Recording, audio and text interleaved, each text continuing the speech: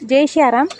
आमच्या तालुक्यातनं आमचा तालुका बार्शी आणि जिल्हा सोलापूर, मराठवाडा उपपीठ दिंडी म्हणजे की परभणी मठावरून दिंडी येणार आहे. आता आपली दिंडी आहे ना, वसुंधरा दिंडी पदयात्रा ही आमच्या तालुक्यातून जाणार आहे, म्हणजे की बार्शी तालुक्यातून जाणार आहे, सोलापूर जिल्ह्यातून.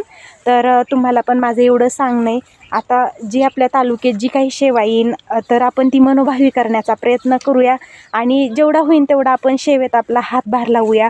कारण त्यानं काय होणार आहे, आपले जे यात्रेकरू इथं दररोज 20 ते 25 किलोमीटर चालतात आणि त्यांच्या सेवेसाठी आपण हजर राहूया.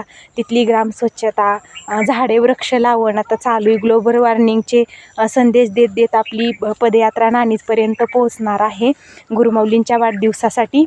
आणि त्या पीठावरच्या ज्या पादुका आहेत ना, त्या शक्ती सोडून आणायची, तो एक उद्देश आहे. आणि वृक्षारोपण हा एक उद्देश आहे. गुरुमाऊलींच्या वाढदिवसासाठी आपण काय गिफ्ट देणार, तर वृक्षारोपण 21 झाडे प्रत्येकाने लावावेत असं गुरुमाऊलींनी सांगितलं आहे. आणि दिंडी चालत चालत न वृक्षारोपण रस्त्याच्या कडेनं चालू आहे आणि खूप छान प्रकारे सेवा आहे. आपण पण ह्या सेवेत सहभागी होऊया आणि खूप छान मनापासून सेवा करूया. आणि आमचं तर आता परवाच्या दिवशी इथून येरमाळ्यापासून इकडं अलीकडे म्हणजे की तालुका बार्शी तालुका चालू होतो, तिथून पुढे आमच्या इथून आम्ही सेवेला जाणार आहेत स्वयंपाक बनवण्यासाठी. बाकी परत पुढं धानोऱ्याच्या मुक्कामी ठिकाणी धानोरा आहे, मग तिथं पण बघू जायचं म्हणते. गुरुमाऊलींनी तीही माझी इच्छा पूर्ण करून घ्यावी आणि तुम्ही पण नक्की जावा सेवेसाठी. सेवा केलेली खूप छान असते आणि आपलं एक क्षणही आपला वाया